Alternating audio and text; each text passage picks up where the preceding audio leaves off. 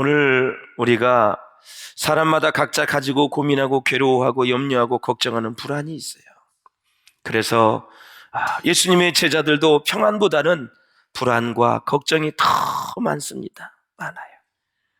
오늘 본문은 성령론에 이어서 성령의 사역에 대한 말씀인데 본문에 나온 세 가지를 잠깐 나누려고 합니다. 아버지께서 내 이름으로 보내실 성령이라고 말씀하고 있는데 다시 말하자면 예수의 영이죠. 그래서 첫째, 성령님은 모든 것을 뭐 한다고요? 가르치신다 그랬어요. 여러분의 인생의 모든 순간순간마다 성령님께서 가르쳐 주시고 여러분의 인생의 모습과 모든 사건을 해석해 주시기를 주의 이름으로 축원합니다. 저도 저의 자녀들에게 잔소리하기보다는 얘들아, 내 딸아, 내 사이들아, 손주들아 잘 들어. 성경은 이렇게 얘기하고 있는데 어떻게 하겠니? 그러니까 내 욕심 내서 잔소리하지 말고 어떤 상황에서도 공부를 시키려고 할 때도 성경의 근거에서 왜 공부를 해야 되는지, 하나님의 자녀가 왜 공부를 열심히 해야 되는지, 운동을 열심히 해야 되는지 모든 면에서. 사랑하는 여러분, 성령의 인도하심 받으면 아주 작은 것까지라도 다 가르쳐 주시는 거예요. 물으세요. 성령님, 이런 생각, 이런 결정, 이런 마음이 오는데 성령님 어떻게 생각하세요? 이미 말씀을 알고 있으면 분별력을 주신 거고요. 그럼에도 불구하고 모르시면 물으세요. 저는 성령님께 묻고 기도를 하고 목회하고 있어요. 자, 26절 한번 같이 보겠습니다. 26절 시작. 보혜사 곧 아버지께서 내 이름으로 보내실 성령, 그가 너희에게 모든 것을 가르치고. 아멘.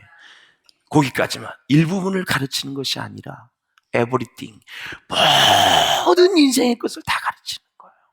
고민될 때, 답답할 때, 막 억울할 때, 속상할 때, 서운할 때, 모든 상황, 잘 될 때에도, 형통할 때에도 가르쳐 주신다.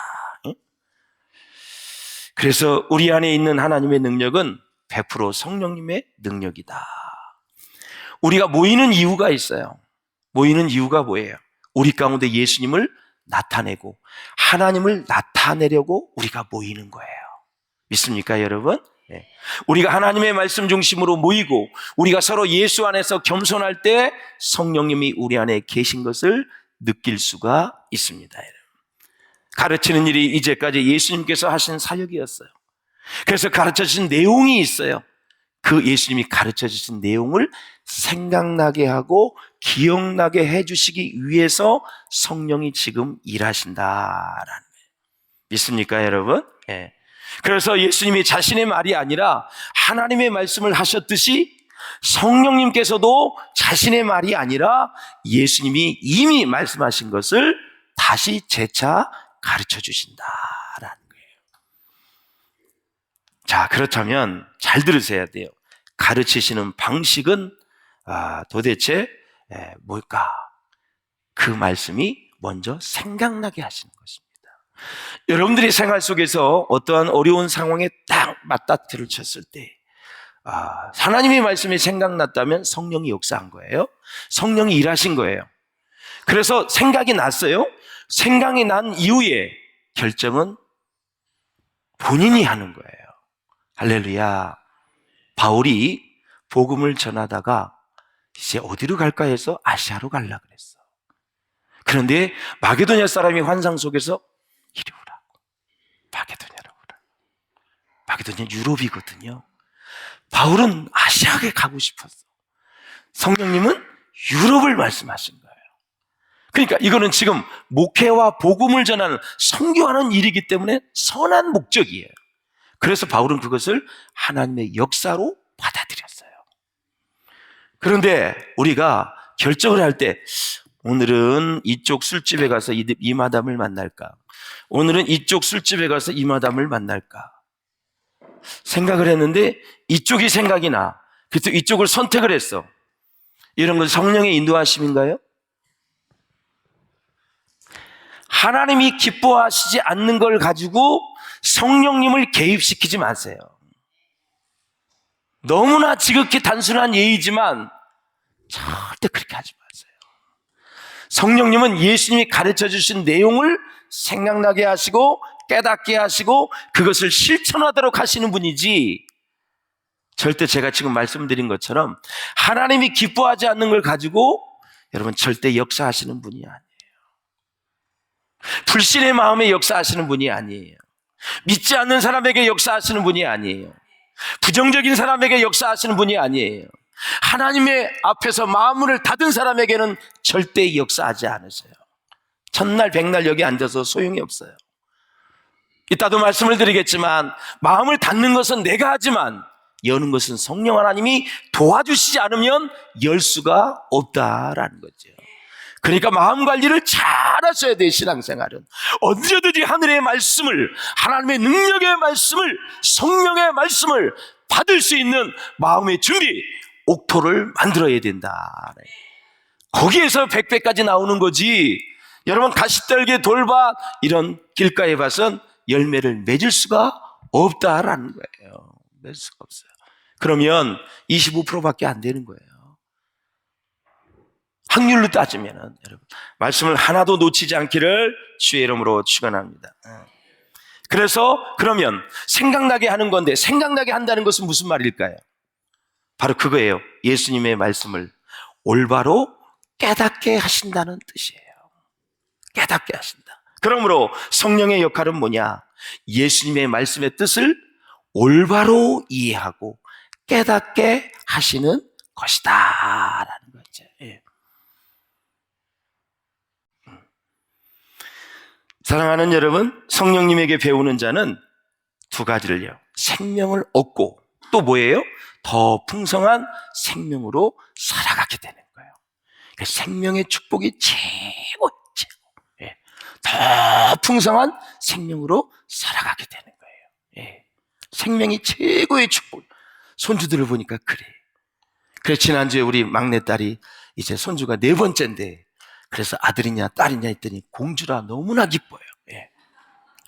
이제 3명의 손주를, 아들을 봤으니 이제는 하나님이 또 딸을 주셔가지고 참 잠을 못 자겠어. 너무 기뻐.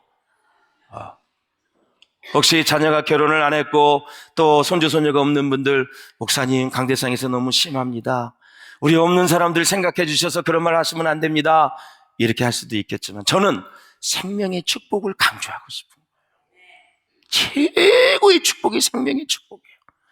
영혼을 즐거워할 수 있기를 주의 이름으로 축원합니다. 돈보다 명예보다 권력보다 생명을 즐거워해야 돼요. 생명을. 예. 그게 바로 인생을 아주 가치 있게 만든다. 결국 인간의 모든 문제는 우리 안에 하나님의 능력, 성령의 능력이 들어와야 풀리게 되어 있어요. 쉽게 얘기할게요. 어려운 문제를 가지고 교회에서 기도해요. 하나님이 막 눈물을 흘리면서 통곡을 해요. 그때 성령이 임재하게 되고, 성령이 임재하게 되면 잘못 살았던 거 다 회개하고 눈물 콧물을 흘리면서 나가요. 그러면 그때부터 인생이 풀리는 거예요. 영적인 게 풀리고 정신적인 게 풀리고 육적인 게 풀리고 물질적인 것까지 다 풀리게 돼 있어요. 그걸 시온의 대로라 그래요. 시온은 하나님이 임재하는 곳을 얘기하는 거예요. 시온의 대로라는 것은 시온에 하나님이 임재하기 때문에, 하나님이 임재하면 사람을 변화시키고 하나님을 새롭게 하고, 하나님께서 그때 내 아들아 내 딸아 됐어, 너는 이 정도면 이제 내가 마음껏 축복을 부어줘도 너는 변치 않을 사람이야. 그것 가지고 자랑하지 않고 그것 때문에 신앙을 등하지 않고 더 열심히 하나님을 섬길 사람이야. 딱 하나님 합격점을 주면 그때부터는 어느 누구도 그 사람의 축복을 빼앗아갈 수가 없어요. 열면 닫을 자가 없고 닫으면 열 자가 없는 하늘의 권세를 가진 예수 그리스도의 능력이 그에게 임하게 되는 거예요. 축복이 있으시기를 주의 이름으로 축원합니다. 성령이 오신 후에는 이 세상에는 두 종류의 사람이 살게 돼요. 하나는 뭐예요? 하나는 자기 능력으로 사는 사람이에요. 또 하나는 뭐예요? 하나님의 능력으로 사는 사람이에요. 딱 두 가지요. 하나님의 능력으로 사는 사람, 자기 능력으로 사는 사람. 자기 능력으로 사는 사람의 특징이 뭐냐? 이 세상에 있는 모든 것을 긁어 모으는 사람은 다 자기 능력으로 사는 사람이고, 로마서에서는 육의 사람이라고 얘기해요. 모으는 데 목적이 있어요. 불행한 인생입니다. 그러니까 결국 나중에는 허무함만 남게 되는 거죠. 그러나 하나님의 능력 안에서, 성령의 능력 안에서 하나님을 사랑하는 자들에게는 위에서부터 하나님의 사랑이 임하고 또 능력이 임하기 때문에 행복한 인생을 살 수가 있어요. 행복해요. 불의한 사람은 진리를 배척합니다. 그들은 진실한 사람들의 옆에 있는 것조차 싫어합니다. 불의는 진리를 좋아하지 않기 때문에 그래요. 그래서 세상 사람들이 하나님을 싫어하는 이유는 그 마음에 죄와 사단의 세력이 가득하기 때문에 그래요. 그렇다면 예수님의 말씀을 듣고 하나님께 대한 믿음을 가질 수 있는 방법은 무엇인가? 너희가 정말 하나님의 말씀을 듣고 빛에 거하기를 원하느냐? 예수님 물어요. 그렇다면 어둠에서 떠나라. 더 이상 죄를 짓지 말라는 것이 아니라 성령을 받으라라는 거예요. 성령을 받게 되면 악에서, 죄에서 떠나게 되어 있어요. 선한 것을 선택하게 되어 있어요. 하나님이 좋아하는 것을 좋아하게 되어 있어요. 그래서 성령을 받으라 얘기하는 거예요. 오늘 저와 여러분에게 주의 영이 충만하시기를 주의 이름으로 축원합니다. 하나님의 영이 불같이 임할 수 있기를 주의 이름으로 축원합니다. 불받아야 됩니다. 비둘기 같은 성령, 바람 같은 성령, 불 같은 성령, 이 성령의 오순절 마가의 다락방에 임하였던 것처럼 우리 가운데 충만하게 임하시기를 주의 이름으로 축원합니다. 여러분, 코싱이라는 목사님이 있었습니다. 그의 자서전에 의하면 그의 성대가 이상이 생겨서 말을 할 수가 없어요. 벙어리가 될 수밖에 없어요. 강단을 떠나야 됐습니다. 그러나 일단 하나님께 바친 몸이니 하나님께서 설교자로 사용하시지 않는다면 그의 영광을 위해 다른 특별한 목적이 있을 것으로 믿고 하나님의 섭리와 때를 기다리면서 기도했어요. 그래서 건임 목사님은 그러한 비극 속에서도 조금도 낙망하거나 불평함이 없이 믿음으로 순종하고 하나님의 뜻을 기다리며 무릎을 꿇고 고요히 조용히 하나님께 기도를 드렸어요. 사랑하는 주님, 건강한 몸으로 하나님께 충성하지 못하였는데 이 병든 몸으로 남아 충성하고자 하오니 당신을 위하여 할 일을 허락하여 주시고 가르쳐 주시옵소서. 하나님께서는 그의 간절한 기도를 들으시고 그에게 찬송시와 성가를 쓸 수 있는 천부의 재능을 허락해 주셨어요. 이전에는 해보지도 않던 찬송시를 쓰는 재능을 은혜로 받아서 오늘날 우리가 부르는 찬송가를 우리에게 선물로 주었어요. 419장 우리 1절만 반주에 맞춰서 한번 찬양해 보겠습니다. 네.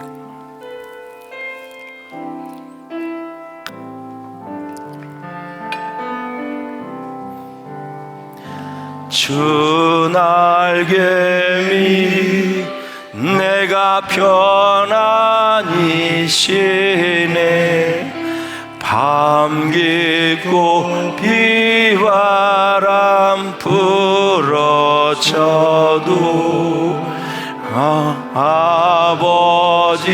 아버지께서 날 지켜주시. 거기서 편안히 쉬리로. 주 날개미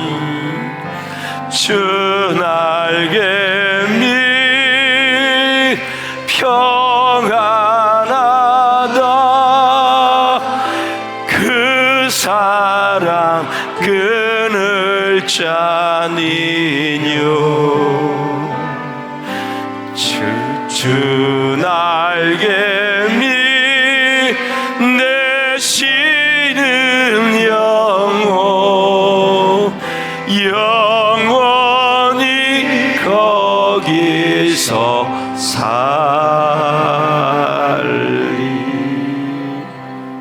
아멘. 제가 1년 전에 성대 수술을 하고 2개월 동안 말을 못했잖아요.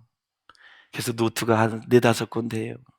다 글로 써야 되고 사모님한테 보여주면 사모님이 또 나한테 써서 또 하고 해가지고 다 통화하고 목회를 하려니 노트가 5권이 됐어요. 야, 이렇게 말하는 게 축복이었구나.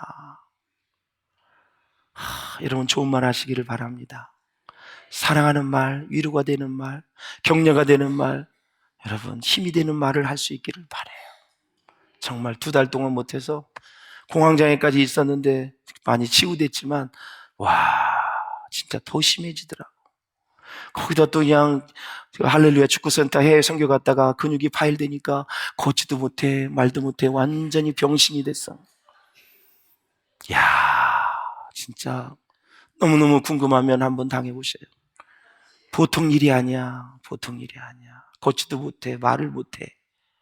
그러니 여러분, 그 보지도 못하고 듣지도 못하고 말 못했던 그 우리 여인 아시죠? 찬송지를 5,000곡이나 지었던 사람이 사지가 멀쩡해도 그렇게 하나님의 은혜가 아니고서는 복된 인생을 살 수가 없어요. 하나님의 은재, 하나님의 은혜, 성령이 임하셔야 된다. 예수님은 고별 인사를 샬롬으로 하셨어요.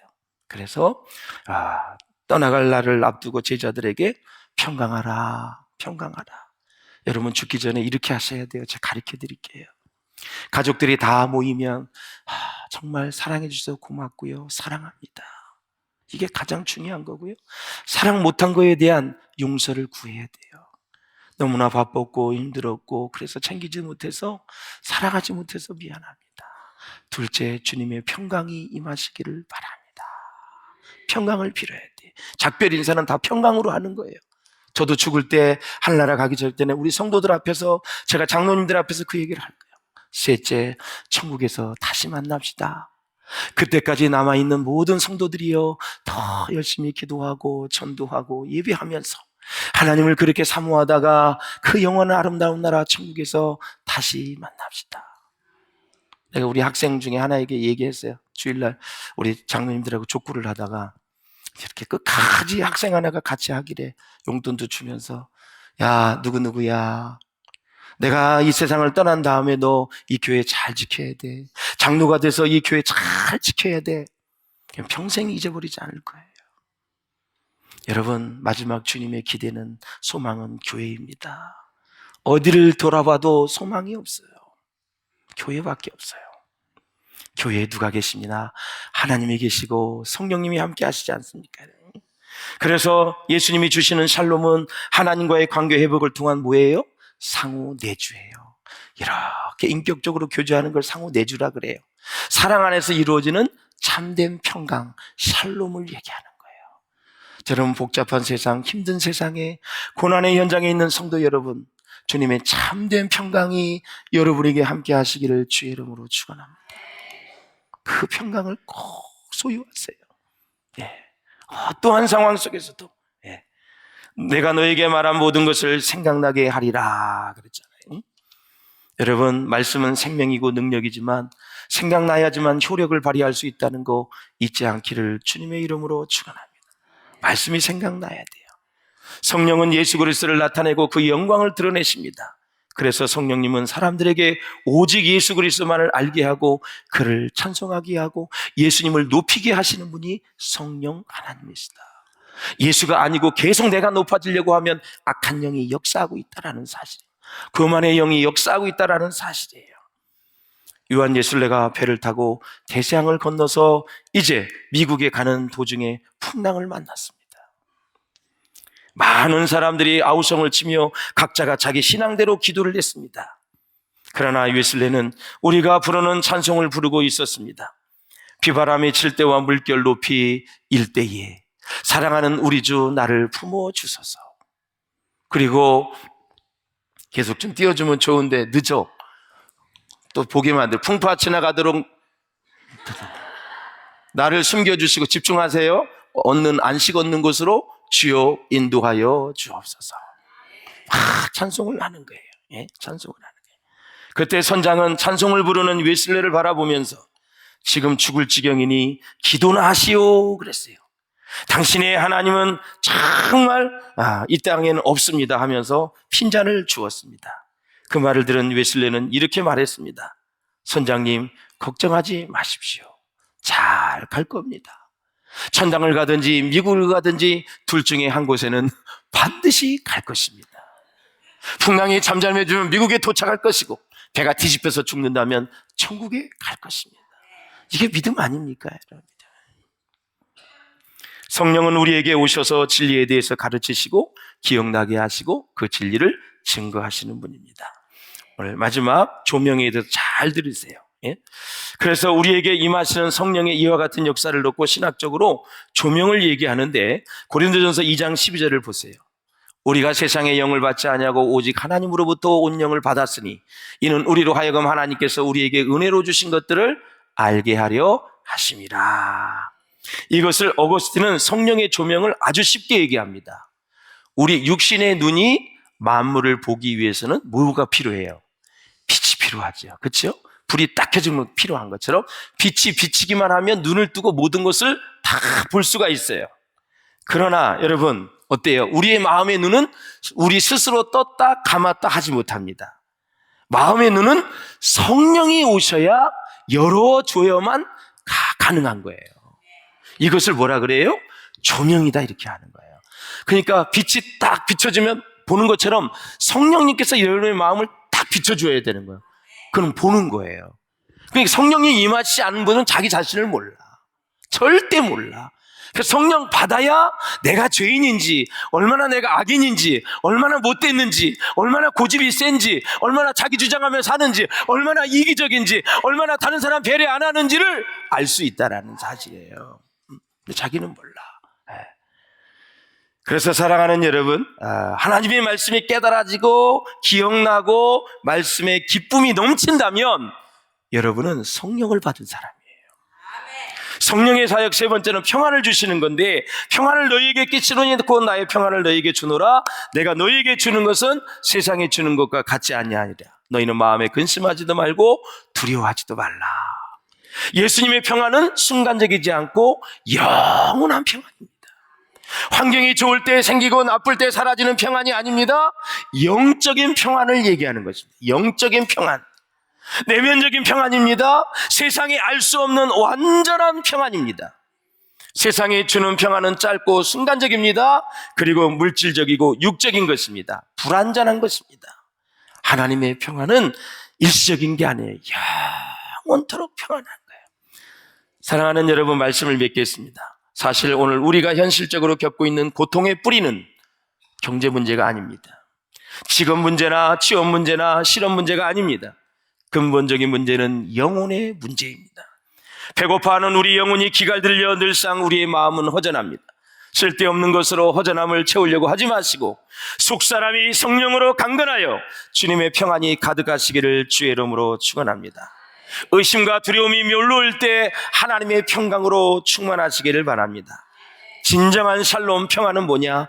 가장 편안하고 건강하고 행복한 상태를 말하는 것입니다.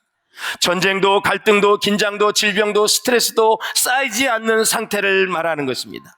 그래서 성령은 평안을 주는 영이고 악령은 불안케 하고 두려워하게 하고 근심하게 한다라는 거죠. 평안을 소유한 자는 천국을 소유한 자입니다. 천국 안에 사는 자입니다.